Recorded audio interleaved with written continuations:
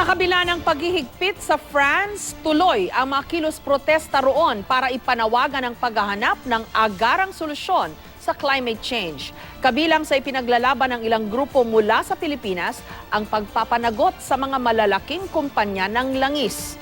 Mula sa Paris, France, may report si Howie Severino. Buhay na muli ang Eiffel Tower matapos patayin ng ilaw ng mga otoridad bilang pagluluksa. Ngunit tuloy pa rin ang maigting na pagbabantay sa Paris, France matapos ang terrorist attacks noong ika-13 ng Nobyembre. Nagaganap pa rin ngayon dito ang pandaigdigang Climate Change Conference ng United Nations na dinaluhan ng mahigit 100 pangulo. Bagamat ipinagbabawal ng pamahalaan ang pagpoprotesta sa lansangan, may mga naglalakas loob pa rin. Samantala, sa mga pagpupulong naman, tuloy pa rin ang laban.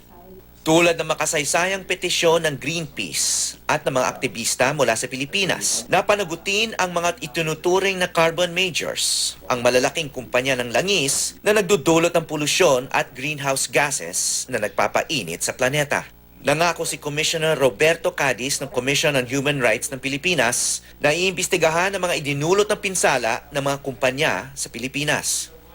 We will seek to forge a multidisciplinary inquiry that we look into our government system of monitoring, which we hope would lead to the development of more effective accountability. Sa harap naman ng Grand Palais ng Paris, ang exhibition space para sa COP21 Technology Solutions. May mga Pranses na sumusuporta sa panawagan ng mga Pilipino at ng iba pang maliliit na bansa. Ngunit hindi nagtagal ang rally. Binuwag sila agad ng mga pulis.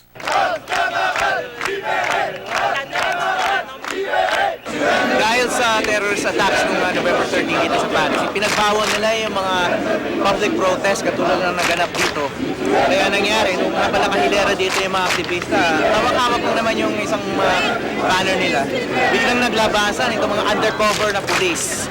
Kinuha na yung banner at nag-chant yung mga protester dito kanina ng liberté expression. Liberté expression.